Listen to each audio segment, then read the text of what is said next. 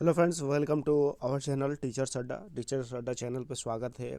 आपको हम बता दें कि आज हम बात करने वाले खंड ब की, जो लघु उत्तरीय प्रश्न आपसे पूछता है। ठीक है, और इसमें हमने खंड अ आपको बता दिया है कैसे क्वेश्चन आते हैं, और 100% आपके बीएड के फर्स्ट ईयर के एग्ज़ाम में यही क्वेश्चन आने वाले हैं।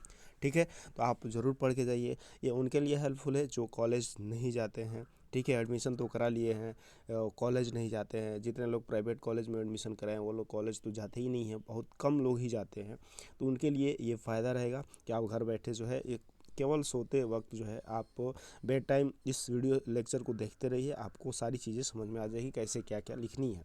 ठीक है, आइए आज हम पहले क्वेश्चन की बात करते हैं। जैसे आपके सामने क्वेश्चन है आपका प्रश्न फर्स्ट कि वैदिक कालीन शिक्षा की पाठचर्या के विषय में टिप्पणी लिखिए। सबसे पहले तो इस जो है चैप्टर का नाम बता दें, ये कौन सा आपका है। तो फर्स्ट ईयर है। ठीक है, और इसका कोर्स कोड है आपका E101। ये जो है आपका कोर्स कोड है। और इस सब्जेक्ट की बात करें हम, तो सब्जेक्ट आपका है समकालीन भारत एवं शिक्षा, यानी कंटेम्प्रेरी इंडिया एंड एजुकेशन। ये आपका जो है समकालीन भारत एवं शिक्षा जो है, ये इस पेपर का विषय है, समकालीन भारतीय एवं शिक्षा। ठीक है, तो आइए क्वेश्चन तो हमने पढ़ दिया। पहला क्वेश्चन आपके सामने यही है कि वैदिक कालीन शिक्षा की पाठचर्या के विषय में टिप्पणी लिखी है, यानी कि वैदिक कालीन जो शिक्षा थी उसकी पाठचर्या क्या था, उसके विषय में आपको टिप्पणी लिखना है। अब ये बात करते हैं, लघुत्तरी प्रश्न है तो ये आपको जो है शॉर्टकट में लिखना है, यानी कि फिर भी आपको कुछ ना कुछ तो कम से कम एक पेज का आपको आंसर देना ही है। ठीक है, तो आइए इसके उत्तर की बात करें। तो उत्तर आपके सामने है कि वैदिक कालीन शिक्षा की पाठचर्या को दो आधारों पर देखा या समझा जा सकता है। एक उसके स्तरों के आधार पर और दूसरे उसके प्रकृति के आधार पर देखा जाएगा। वैदिक काल में शिक्षा दो स्तरों में विभाजित थी। क्या थी? एक प्रारंभिक और एक उच्च। तो यह आप याद रखेंगे, वैदिक काल में शिक्षा दो स्तरों में विभाजित थी, एक प्रारंभिक और एक उच्च शिक्षा।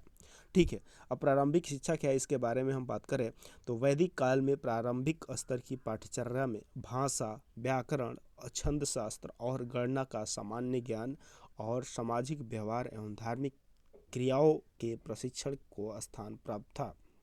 उत्तर वैदिक काल में उसमें नीति प्रधान कहानियों को और जोड़ दिया गया। जो लोग अपने बच्चों को उच्च शिक्षा के लिए गुरुकुलों में प्रवेश दिलाना चाहते थे, वे उन्हें संस्कृत भाषा और उसके व्याकरण का अपेक्षाकृत अधिक ज्ञान कराते थे। यानी कि गुरुकुल में जो है ज़्यादातर भाषाएं क्या थी? संस्कृत थी। इस बात को आप नोट करेंगे। अब बात करते हैं उच्च शिक्षा क्या थी। तो उच्च शिक्षा के बारे में हम देख लें यहाँ पे। ठीक है, उच्च शिक्षा क्या थी? तो वैदिक कालीन उच्च शिक्षा को दो भागों में विभाजित किया गया, यानी कि उच्च शिक्षा को भी दो भागों में विभाजित किया गया। यहाँ पे पहला क्या था? सामान्य और विशिष्ट। इस काल में उच्च स्तर पर संस्कृत भाषा और उसकी व्याकरण तथा धर्म एवं नीति शास्त्र की शिक्षा अनिवार्य रूप से दी जाती थी। इसके अतिरिक्त शारीरिक सौष्ठव पर भी पर्याप्त ध्यान दिया जाता था, यानी कि शारीरिक क्रियाएं पे भी ध्यान दिया जाता था यहाँ पे। ठीक है, तथा गुरुकुल की व्यवस्था करनी होती थी और गुरु सेवा करनी होती थी। इसमें गुरु सेवा अनिवार्य था। ठीक है, इसमें इसे सामान्य शिक्षा की संज्ञा दी जा सकती है। प्रारंभिक वैदिक काल में वैदिक साहित्य के विभिन्न ग्रंथों, कर्मकांड, ज्योतिर्विज्ञान, आयुर्विज्ञान, सैनिक शिक्षा, कृषि, पशुपालन, कला कौशल, राजनीति शास्त्र, भूगर्भ शास्त्र और प्राणी शास्त्र की शिक्षा ऐच्छिक भी थी।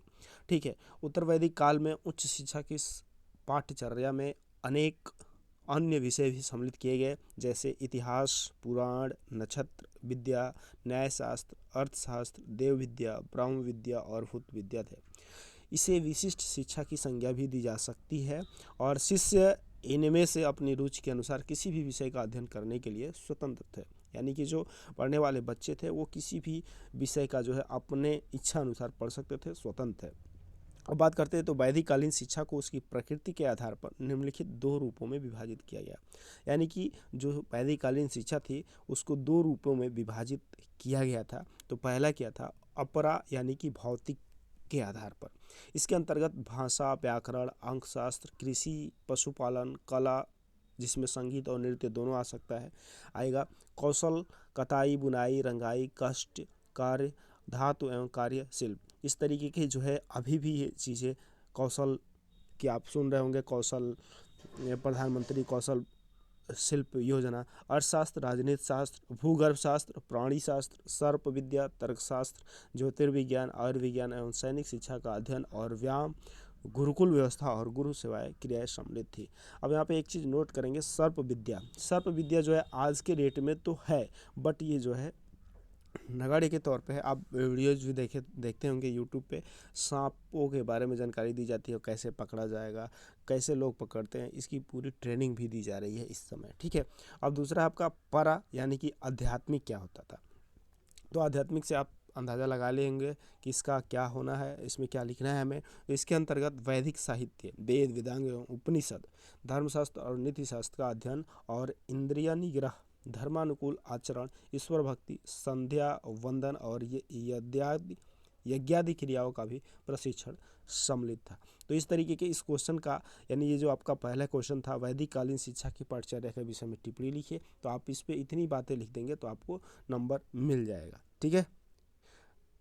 तो ये आपका फर्स्ट क्वेश्चन था। अभी जस्ट आपके बाद, इसके बाद जो है आपको सेकंड क्वेश्चन मिलेगा। इसी तरह एक एक क्वेश्चन का हम आपको, मतलब आपको सिर्फ 5 मिनट समय देना है और आपका आंसर तैयार होता जाएगा। थोड़ा ध्यान से पढ़ेंगे, ध्यान से समझेंगे तो आपको सारी चीज़ें क्लियर हो जाएंगी, लिखने में बहुत आपको आसानी होगी, ठीक है।